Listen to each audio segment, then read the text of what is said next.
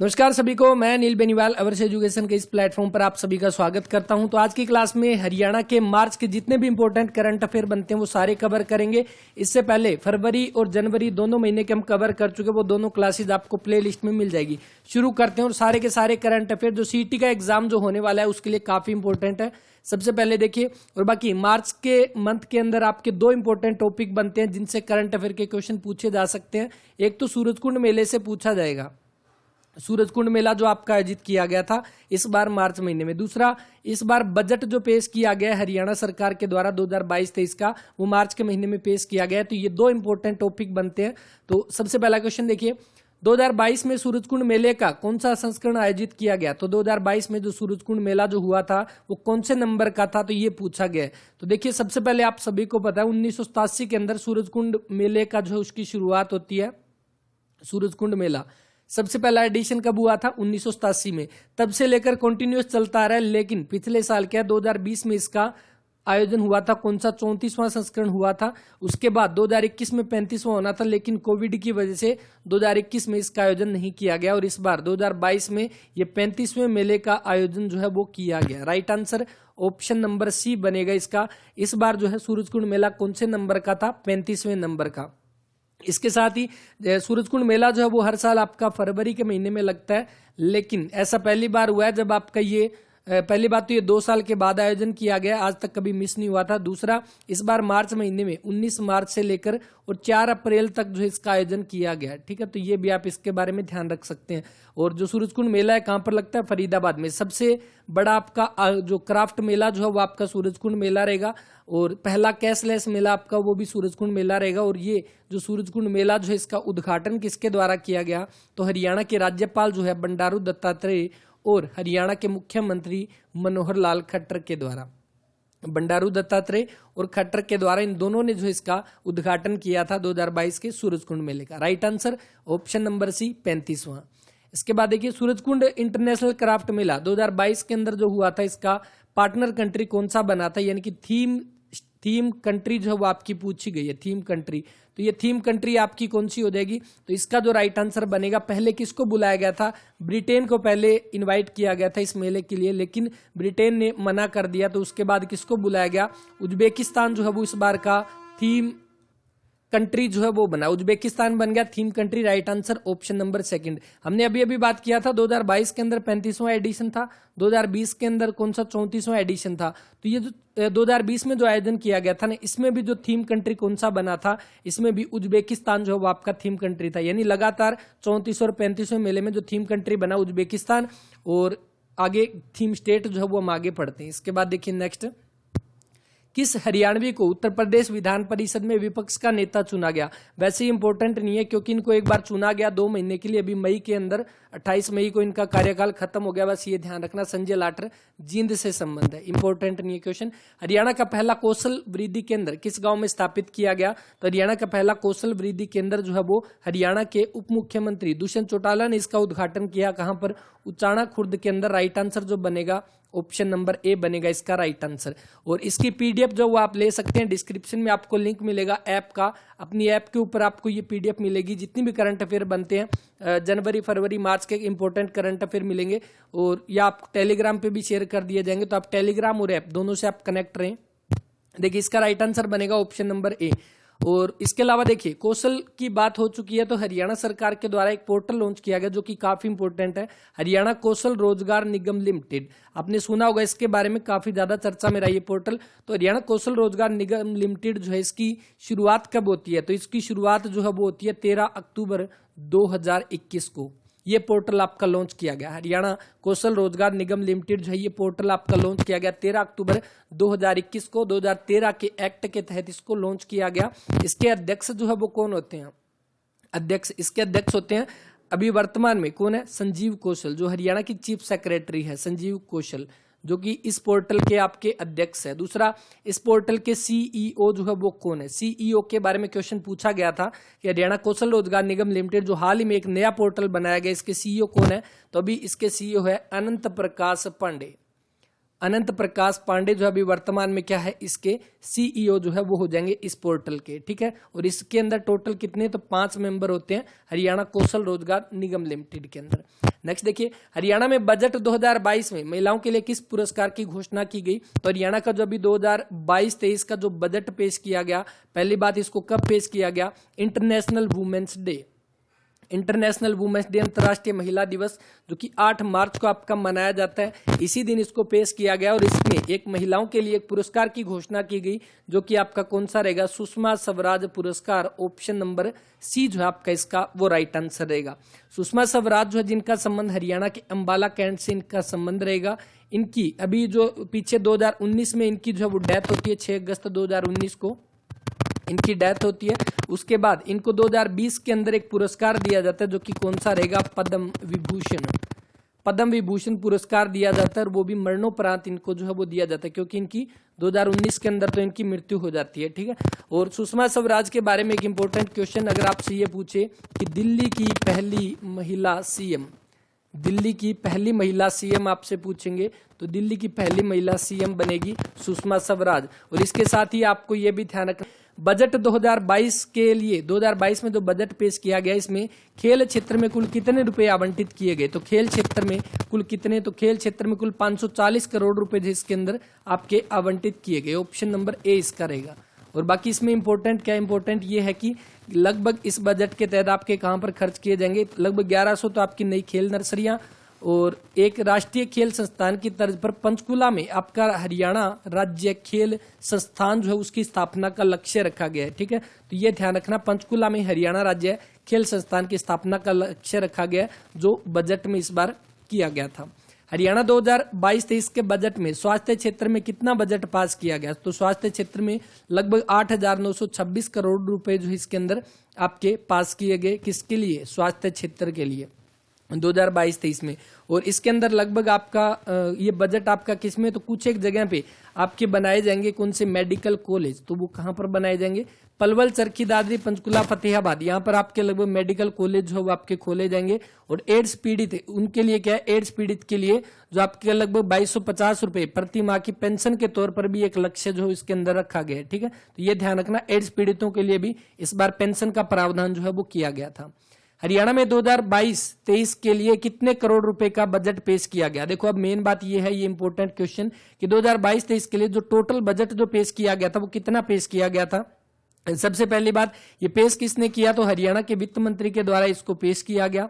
वित्त मंत्री के द्वारा, हरियाणा के वित्त मंत्री कौन है? हरियाणा के सीएम मनोहर लाल खट्टर, उन्हीं के द्वारा इसको पेश किया गया। और कितना बजट पेश किया गया? 1,77,255.99 करोड़ रुपए, या आप बोल सकते हो 1,77,256 करोड़ रुपए का बजट जो है वो इस बार पेश किया गया 2022-23 के लिए।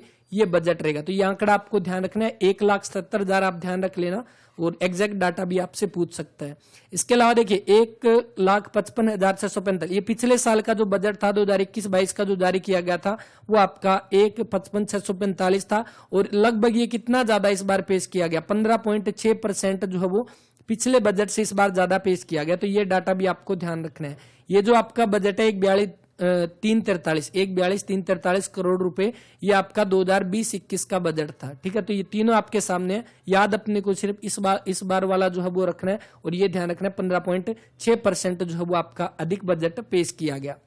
मुख्यमंत्री मनोहर लाल खट्टर ने 8 मार्च को पेश किया महिला दिवस के रूप पर, महिला दिवस के ऊपर जो इसको पेश किया गया, अंतर्राष्ट्रीय महिला दिवस।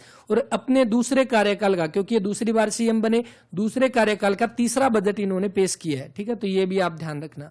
हरियाणा बजट 2022 में किसके नाम पर पर्यावरण अवार्ड का ऐलान किया गया? तो पर्यावरण सुरक्षा के लिए जिन्होंने काफी अच्छे कदम उठाए थे, जो कि यमुनानगर से दर्शन लाल जैन जो रहेंगे, इनका आपका ऑप्शन नंबर सेकंड जो इसका आपका वो राइट आंसर है। दर्शन लाल जैन, जिनका संबंध यमुनानगर के जगाधरी से है, इन्होंने पर्यावरण संरक्षण के लिए काफी ज्यादा अच्छे कदम उठाए थे। शिक्षा के क्षेत्र में भी काफी अच्छा इन्होंने काम किया था। और एक इंपॉर्टेंट, ये किसके लिए जाने जाते हैं? सरस्वती नदी के पुनर्जीवित के लिए। सरस्वती नदी के पुनर्जीवित के लिए इन्होंने काफी अच्छे कदम उठाए थे, काफी ज्यादा प्रयास किए थे, तो इसीलिए आपके जाने जाते हैं दर्शन लाल जैन। और इनके नाम पर एक अवार्ड, पर्यावरण अवार्ड जो है आपका ऐलान किया गया बजट 2022 के अंदर। ये अवार्ड आपका 2 पर्सन को दिया जाएगा, और इन 2 पर्सन में जो पहला पर्सन होगा उसको 3 लाख रुपए, और जो दूसरा पर्सन होगा उसको 2 लाख रुपए जो इस पुरस्कार में जो है सम्मान के तौर पर ये दिए जाएंगे। पहले को 3 लाख, दूसरे को 2 लाख। दर्शन लाल जैन के नाम पर ये पुरस्कार जो है वो आपका रहेगा। ठीक है, राइट आंसर बना ऑप्शन नंबर 2 यहाँ पर। इसके बाद दर्शन लाल जैन का संबंध यमुनानगर से है। इनका जगाधरी यमुनानगर से ये जन्म हो गया। 8 फरवरी 2021 को इनका देहांत हुआ था, तो ये भी आप ध्यान रख सकते हैं। इनको 2019 में पद्म विभूषण से इनको सम्मानित किया गया, पद्म विभूषण से। ठीक है, तो ये भी आप इसका ध्यान रख लेना। और पर्यावरण संरक्षण के लिए इन्होंने अच्छे काम किए थे और 2 व्यक्तियों को ये दिए जाएंगे 3 लाख 2 लाख रुपए के। और सरस्वती नदी को पुनर्जीवित करने के लिए इन्होंने काफी प्रयास किए थे। किस हरियाणवी को डाक टिकट सलाहकार समिति का सदस्य नियुक्त किया गया? तो डाक टिकट सलाहकार समिति का जो सदस्य नियुक्त किया गया हरियाणा के सिरसा लोकसभा से आपके विधायक सुनीता दुग्गल जो है उनको आपका इसका सदस्य चुना गया। तो राइट आंसर जो बनेगा ऑप्शन नंबर ए इसका वो राइट आंसर है, सुनीता दुग्गल। सुनीता दुग्गल जो कि आपकी कहां से विधायक है? सिरसा से विधायक है। सिरसा आपकी लोकसभा सीट है, तो लोकसभा सीट आपकी आरक्षित है, ये वाली सिरसा वाली। ठीक है, आपको पता है लोकसभा के अंदर हरियाणा के अंदर 2 आरक्षित सीट है, एक आपकी सिरसा, एक आपकी अंबाला। तो ये 2 आपकी आरक्षित सीट है, जहां पे सिरसा से आपके विधायक कौन है? सिरसा से सुनीता दुग्गल है। और यहां पर जो आपके अंबाला जो है, अंबाला से कौन है? तो अंबाला से रतन लाल कटारिया जो है वो हो जाएंगे, रतन लाल कटारिया। ठीक है, तो ये ध्यान रख लेना। तो ये जो सिरसा से आपकी सुनीता दुग्गल है, इन्हीं को डाक टिकट सलाहकार के तौर पर जो इनको चुना गया 2 वर्ष के लिए, इनको इसके अंदर चुना गया 2 वर्ष के लिए। कमलेश ढांडा का आप सभी को पता है कहां से? कलायत से विधायक हो जाएंगी और ये हरियाणा का महिला विकास मंत्रालय इनके पास है। नेक्स्ट, 2 वर्ष के लिए इनको चुना गया। हरियाणा में कौन सा नया एक्सप्रेस वे मंजूर किया गया? तो कौन सा नया एक्सप्रेस वे मंजूर किया गया हरियाणा में? तो वो रहेगा तोसाम रेवाड़ी एक्सप्रेस वे। तो ये आपका जो है वो आपका मंजूर किया गया इस बार। तो इसके अंदर आपका क्या क्या रहेगा? देखिए, ये आपका कहां से? तो हिसार से ये आपका रहेगा तोसाम, बाडरा, सतनाली, महेंद्रगढ़ और रेवाड़ी। यानी आप इसको ये बोल सकते हो कि हिसार से रेवाड़ी कनेक्ट करेगा, हिसार से रेवाड़ी ये कनेक्ट करेगा, क्योंकि आपको पता है रेवाड़ी भी अच्छा एक औद्योगिक क्षेत्र है, हिसार भी आपका स्टील सिटी, मैग्नेट सिटी के नाम से जाना जाता है। तो इन दोनों के बीच में कोऑर्डिनेशन के लिए ये हाईवे जो है, एक्सप्रेस वे जो है, इसको मंजूर किया गया है। और जहां पर ये आपका एक्सप्रेस वे हिसार के पास जाकर NH9 को कनेक्ट करेगा, क्योंकि आपको पता है नेशनल हाईवे 9 जो कि आपका हिसार से होकर सिरसा की तरफ आपका जाता है, डब्बावाड़ी से होते हुए फाजिल्का की तरफ, सबसे बड़ा नेशनल हाईवे।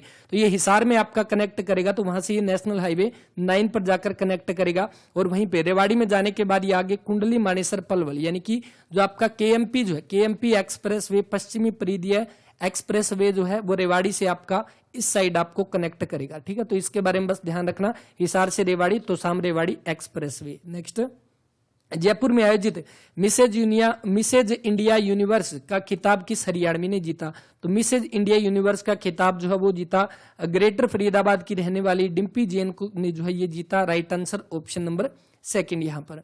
TTC हिसार में कौन से कृषि दर्शन मेले का आयोजन किया गया? TTC यानी कि आपका tractor training centre, tractor training centre जो कि आपका कहां पे पड़ता है? सिरसा रोड हिसार के अंदर आपका ये रहेगा। और इसके अंदर अभी कृषि दर्शन मेले का आयोजन किया गया मार्च महीने में, तो वो आपका था 10वां मेला। ऑप्शन नंबर 2 जो आपका इसका राइट आंसर रहेगा। इसके डायरेक्टर कौन? मुकेश जैन अभी इसके डायरेक्टर है। और बाकी इसके अंदर क्या इंपोर्टेंट रहेगा? इसका उद्घाटन किसके द्वारा किया गया? हरियाणा के कृषि मंत्री JP दलाल के द्वारा रहेगा। और यंत्रों के बारे में, इसके बारे में जानकारी है, क्योंकि ये TTC है और इसका पूरा नाम अगर देखोगे तो उत्तरी क्षेत्र कृषि मशीनरी प्रशिक्षण एवं परीक्षण संस्थान जो है। वैसे अगर इंग्लिश में आपको दिया होगा तो NRFMTTI, ये इसका फुल फॉर्म आपसे पूछेगा, तो ये इसके बारे में ध्यान रख लें। नॉर्थ रीजन आपका फार्मर मशीनरी, इस तरह से इसका कंप्लीट नाम है, इसको देख लेना आप। ठीक है, नेक्स्ट देखो, हरियाणा के किस जिले के वैभव अरोड़ा को Punjab Kings 11 team IPL team ने खरीदा था? तो वैभव अरोड़ा जो है, जो कि आपके कहां से खेलते हैं? हिमाचल की तरफ से खेलते हैं। इनको इस बार जो है किसने? पंजाब की किंग्स 11, पंजाब किंग्स 11 जो टीम है उस टीम में ये खेले थे और IPL में इनको खरीदा गया था। ये कहां के रहने वाले? हरियाणा के अंबाला कैंट से ही संबंधित है।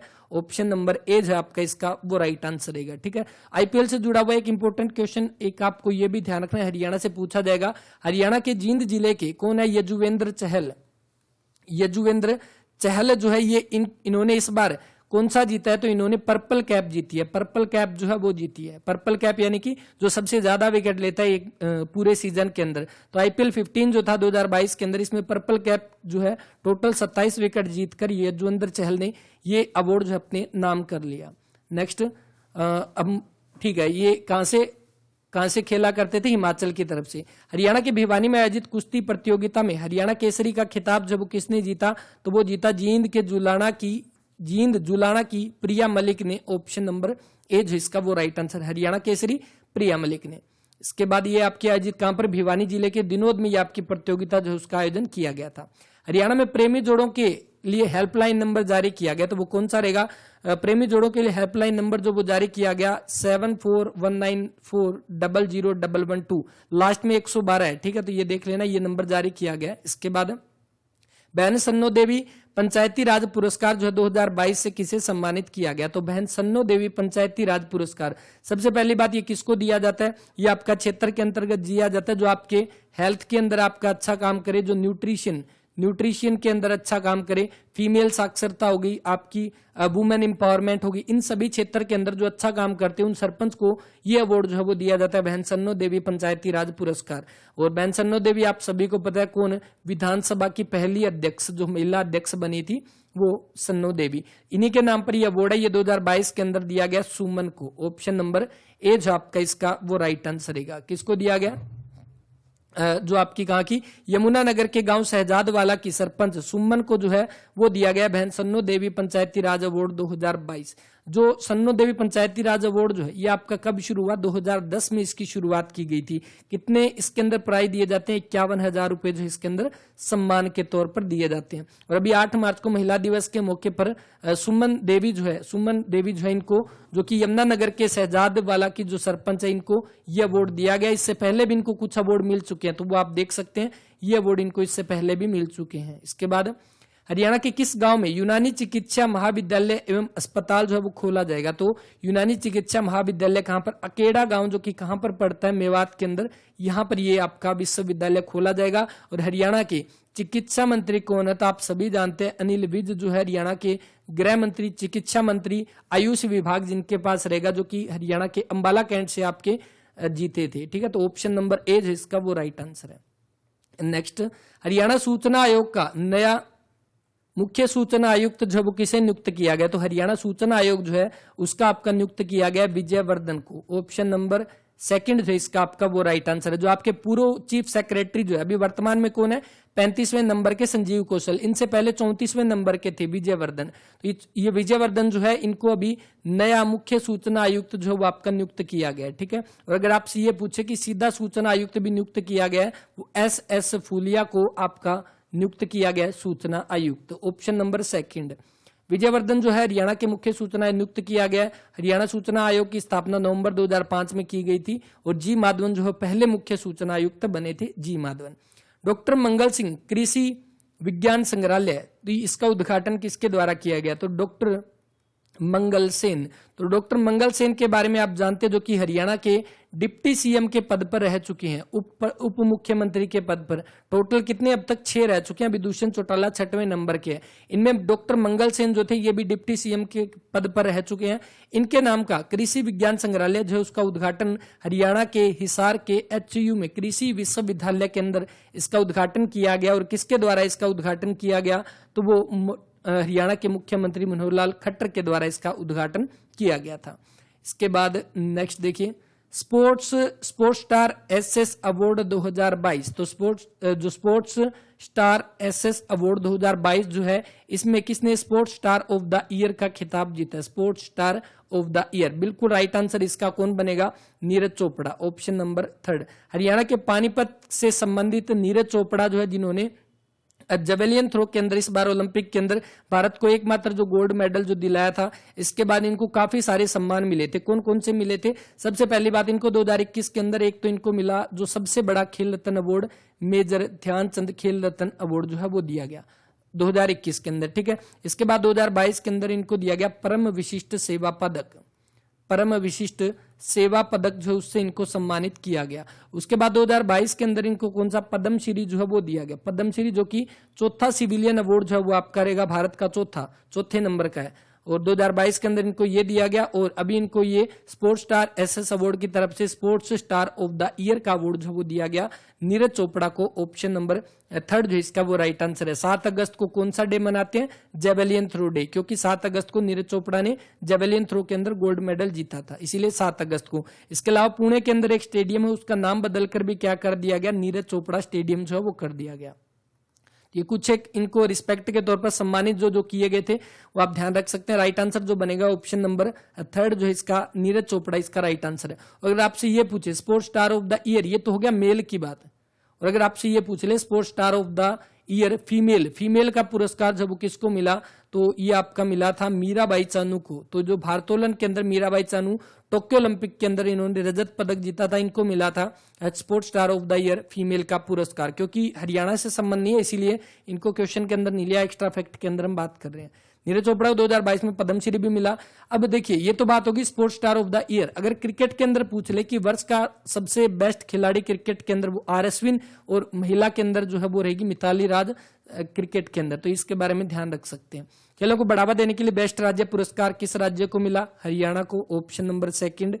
इसके बाद हरियाणा राज्य के हैंडबॉल एसोसिएशन के अध्यक्ष जो है वो किसे चुना गया? तो हैंडबॉल एसोसिएशन के अध्यक्ष जो है वो चुना गया है किसको? दिग्विजय चौटाला को, ऑप्शन नंबर 2 जो इसका वो राइट आंसर रहेगा। जेजेपी पार्टी के आपके हो जाएंगे संबंधित दिग्विजय चौटाला। दुष्यंत चौटाला किससे? ये भी जेजेपी से। ये आपके किस पद पर आपके रहेंगे? तो ये आपके है table tennis federation of India. Table tennis federation of India के आपके अगर ये पूछे कि अध्यक्ष कौन है इसके अध्यक्ष, तो इसके अध्यक्ष जो है वो रहेंगे Dushyant Chautala. Table tennis federation of India के अध्यक्ष दुष्यंत चौटाला, हैंडबॉल एसोसिएशन के अध्यक्ष दिग्विजय चौटाला। तो दोनों के बारे में ध्यान रख सकते हैं।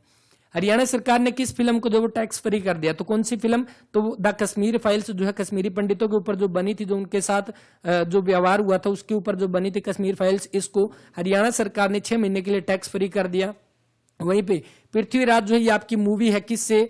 मानुषी छिल्लर से संबंधित है। मानुषी छिल्लर की आपकी मूवी जो रहेगी वो पृथ्वीराज रहेगी, तो ये भी आप ध्यान रख सकते हैं। इसके बाद हरियाणा बजट 2022 में महिला उद्यमियों के लिए कौन सी योजना की घोषणा की गई? तो ये रहेगी हरियाणा मातृशक्ति उद्यमिता योजना, ऑप्शन नंबर ए यहां पर। इसके बाद नेक्स्ट, और इसमें आपका क्या रहेगा कि इस योजना के तहत महिलाओं की आय 5 लाख से कम है तो व्यापार शुरू करना चाहते हैं तो उनको 3 लाख रुपए तक का लोन जो है वो दिया जाएगा। नेक्स्ट है कि झज्जर में स्थित जहां आरा बाग स्टेडियम जो इसका नाम बदलकर क्या कर दिया गया? झज्जर के अंदर आपका स्टेडियम था जहां आरा बाग स्टेडियम, इसका भी नाम बदलकर जो है वो क्या कर दिया गया? इसका नाम कर दिया गया महर्षि दयानंद सरस्वती स्टेडियम। तो महर्षि दयानंद सरस्वती स्टेडियम जो वो कर दिया गया इसका नाम बदलकर, और ये कहां पर है? झज्जर में स्थित है। अब इसका नाम बदला गया तो इसलिए आपको इसके बारे में ध्यान रखना पड़ेगा, ये झज्जर में रहेगा, ठीक है। इसके अलावा राजा नाहर सिंह स्टेडियम, राजा नाहर सिंह स्टेडियम कहां पर है? फरीदाबाद के अंदर। फरीदाबाद में जो है वो रहेगा म्यूर स्टेडियम जिसका पहले नाम था। सुभाष चंद्र बोस स्टेडियम कहां पर है? ये पलवल के अंदर आप करेगा Subhash Chandra Bose stadium. Next, Surajkund international craft mela 2022 में थीम स्टेट आपका कौन सा बना था? तो थीम स्टेट अभी कंट्री हमने पढ़ा उज्बेकिस्तान, थीम स्टेट आपका जो है वो बना था जम्मू कश्मीर, ऑप्शन नंबर 2 जो आपका इसका वो राइट आंसर रहेगा। जम्मू कश्मीर जो है वो बना आपका थीम स्टेट। हमने ये बात किया था 2020 का भी साथ में ना, 2020 में कंट्री तो आपकी सेम ही थी, तो 2020 में जो आपकी थीम स्टेट जो बनी थी ना वो हिमाचल प्रदेश थी, तो ये 2020 का भी आप ध्यान रख लेना, ऑप्शन नंबर 2 जो इसका आपका वो राइट आंसर। हरियाणा के किस जिले में प्रदेश के पहले जेल रेडियो जॉकी स्टेशन का उद्घाटन किया गया? तो कहां पे? हरियाणा की कौन सी जेल के अंदर? तो हरियाणा की इसी जेल के अंदर आपका जेल रेडियो जॉकी स्टेशन की उद्घाटन, और इसी जेल के अंदर आपका पहला पेट्रोल पंप की भी उद्घाटन जो वो किया गया हरियाणा के जेल मंत्री के द्वारा कुरुक्षेत्र के अंदर, ऑप्शन नंबर 1 इसका जो है वो राइट आंसर है। इसके बारे में पहली बार जो है कैदियों के लिए रेडियो जॉकी स्टेशन जो है वो आपका शुरू किया गया। इससे संचालन जो है वो बंदियों के द्वारा किया, बंदियों मतलब वो नहीं, ये कैदियों की बात की जा रही है। पंजाब और हरियाणा हाईकोर्ट के जस्टिस VL वालिया ने इसका शुभारंभ किया था, और इसके बाद इसके अंदर ये दिया गया, हाँ ये इसके साथ ही एक और ये बनेगा कि कुरुक्षेत्र ऐसा जेल है जहां पर यहाँ पर खेलों की कोचिंग दी जाएगी, और इसके साथ यहाँ पर जो पेट्रोल पंप की भी यहाँ पर उद्घाटन किया गया, अभी लेटेस्ट की बात कर रहे हैं जून महीने में। उसके बाद जूनियर एशियन महिला हैंडबॉल चैंपियनशिप में हरियाणा की कितनी बेटियां जो है वो आपकी शामिल है? तो इसके अंदर हरियाणा की 6 बेटियां जो है वो शामिल है जूनियर एशियन महिला हैंडबॉल चैंपियनशिप, जिसमें भारत ने जो है पहली बार स्वर्ण पदक जीता है। कजाकिस्तान से अलमाटी के अंदर 16वीं जो है वो जूनियर एशियन महिला हैंडबॉल चैंपियनशिप का आयोजन किया गया था और भारत ने स्वर्ण पदक इसके अंदर जीता था।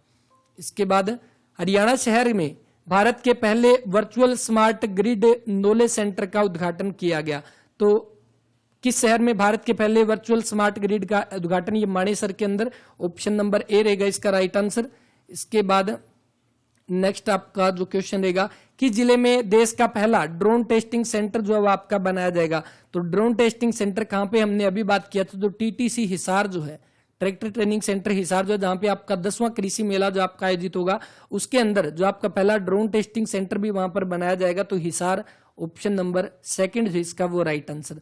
भारत का पहला ड्रोन टेस्टिंग सेंटर है हिसार में बनाया जाएगा। और जो उत्तरी क्षेत्र कृषि मशीनरी प्रशिक्षण एवं परीक्षण केंद्र जो है टीटीसी केंद्र, यहां पर यह जो है टेस्टिंग सेंटर होगा। किसानों को भी परीक्षण दिया जाएगा और इसके बाद किसानों को प्रमाण पत्र भी इसके अंदर दिए जाएंगे। अप्रैल से इसका टेस्टिंग का काम शुरू हो जाएगा, मतलब हो चुका है। इसके बाद नेक्स्ट,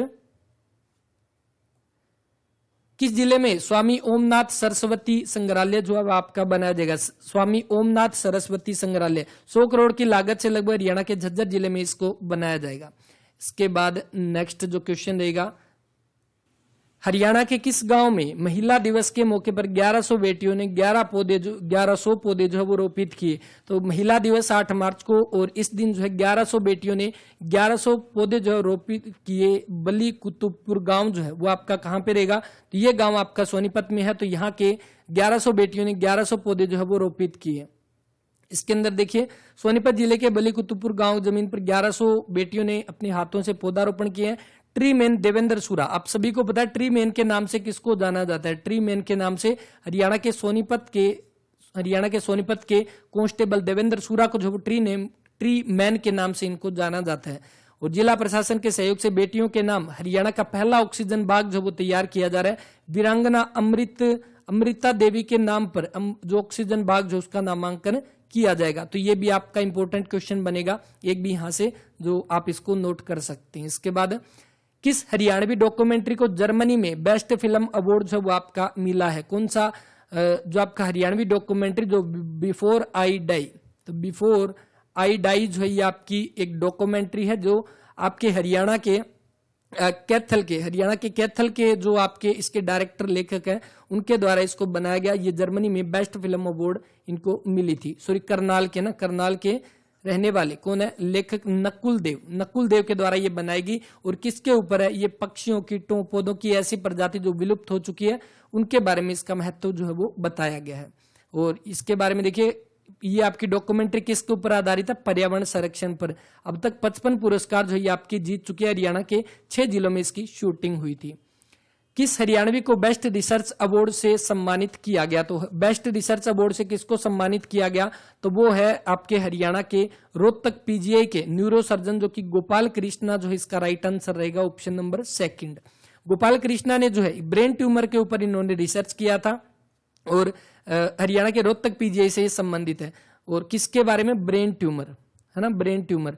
तो ब्रेन ट्यूमर के बारे में हमने पढ़ा, ब्रेन के बारे में न्यूरोलॉजी जो आपकी इसकी स्टडी होती है। और इसके क्या है, न्यूरो सर्जन विभाग के गोपाल कृष्णा जो है बेस्ट रिसर्च अवार्ड से सम्मानित किए गए। ब्रेन ट्यूमर पर इन्होंने रिसर्च की थी। और इसके अंदर इन्होंने क्या बताया कि ब्रेन ट्यूमर जो है वो ऑपरेशन दिमाग को खोलकर नहीं और हड्डी को हटाकर ही नहीं, बल्कि नाक के माध्यम से एंडोस्कोपी से बिना चीरा लगाए हुए ये ट्यूमर जो है वो आपका बाहर निकाला जा सकता है। इसीलिए इनको जो है वो कौन सा बेस्ट रिसर्च अवार्ड से इनको सम्मानित किया गया है। ठीक है, तो ये इसके बारे में ध्यान रखना। हरियाणा के किस जिले में प्रदेश का तीसरा नहीं है, चौथा जो है वो आपका सैनिक स्कूल। ये कुछ एक पीडीएफ के अंदर एरर है, उनको करेक्शन करके जल्दी इनको ऐप के अंदर डलवा दिया जाएगा। देखिए, प्रदेश का चौथा सैनिक स्कूल जो है वो आपका कहां पे? सबसे पहला कहां पर? कुंजपुरा के अंदर। कुंजपुरा करनाल में सबसे पहली की आपकी स्थापना की गई थी 1961 के अंदर। उसके बाद दूसरे नंबर का आपका रेवाड़ी का हो जाएगा, जो कि आपका कब? 2008 में इसकी स्थापना हुई। तीसरा कौन सा? मातनहेल झज्जर जो है ये आपका तीसरा जो कि आपका निर्माणाधीन है। और चौथा, पहले पंचकुला के अंदर प्रस्तावित था लेकिन अभी इसकी घोषणा की गई ऑफिशियली, हरियाणा के फतेहाबाद के अंदर चौथा जो वो सैनिक स्कूल खोलने की मंजूरी जो है वो दे दी गई है। ठीक है, right answer option number A. 13वीं विश्व पैरा एथलीट ग्रैंड पिक्स में धर्मवीर नैन को कौन सा पदक मिला? तो सोनीपत के रहने वाले धर्मवीर नैन को इसके अंदर कौन सा, तो रजत पदक जो है वो मिला, ऑप्शन नंबर सेकंड। यहाँ पर किस खेल से संबंधित है? डिस्कस थ्रो से ये संबंधित है। इसके बाद हरियाणा का पहला अनाज अनुसंधान केंद्र जो वो आपका कहां पर बनाया जाएगा? तो हरियाणा का पहला अनाज अनुसंधान केंद्र गोकुलपुरा के अंदर बनाया जाएगा, जो कि कहां पर पड़ता है? भिवानी के अंदर, भिवानी गोकुलपुरा के अंदर ये आपका बनाया जाएगा।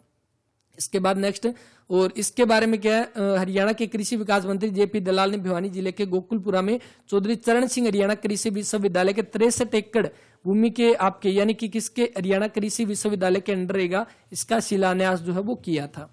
हरियाणा की किस भैंस ने 33.8 किलोग्राम दूध देकर नेशनल रिकॉर्ड बनाया है? तो ये किसने बनाया? तो कैथल की ये भैंस है जिसका नाम है रेशमा, और इसने क्या है 33.8 किलोग्राम दूध देकर नेशनल रिकॉर्ड जो वो आपका बनाया है, ऑप्शन नंबर थर्ड। यहाँ पर हरियाणा के कैथल जिले की भैंस 33.8 लीटर दूध, ये भैंस बुदाखेड़ा गांव के निवासी नरेश बेनीवाल की है जिसका नाम रेशमा है, और बस इसे राष्ट्रीय डेयरी डेवलपमेंट बोर्ड ने प्रमाणित भी किया है। विश्व पैरा चैंपियनशिप में रजत पदक जीतने वाली भारत की पहली खिलाड़ी जो है वो कौन बनी? तो इसके अंदर जो विश्व पैरा चैंपियनशिप के अंदर पूजा जातियान जो है उन्होंने रजत पदक जीता, जिनका संबंध गुरुग्राम से रहेगा। इसके बाद बुल्गारिया में आयोजित स्ट्रेडजा कप में मुक्केबाज नीतू घणगस, तो ये नीतू घणगस जो है इन्होंने कौन सा पदक जीता है? तो उन्होंने इसके अंदर आपका बुल्गारिया में आपकी आयोजित इसके अंदर कौन सा पदक जीता है? तो स्वर्ण पदक जीता है, ऑप्शन नंबर ए। और ये कहाँ की? भिवानी के धनाना से ये संबंधित है, भिवानी के धनाना की बेटी नीतू घणगस। नीति आयोग में ईपीआई में कौन सा राज्य लैंड लॉक्ड श्रेणी में पहले स्थान पर आता है? लैंड लॉक्ड का मतलब आप सभी को पता है, जो चारों ओर से आपकी भूमि से घिरा हो, मतलब जिसकी बाउंड्री कहीं भी पानी के साथ, समुद्र के साथ टच में नहीं आती है। तो इसके अंदर जो लैंड लॉक्ड श्रेणी के अंदर जो पहले स्थान पर आया वो हरियाणा आया है, ऑप्शन नंबर ए जो इसका वो राइट आंसर है। अभी 2021 की ये रैंकिंग के अकॉर्डिंग हरियाणा पहले नंबर पर है। 2020 में हरियाणा तीसरे नंबर पे था, इस बार पहले नंबर पे।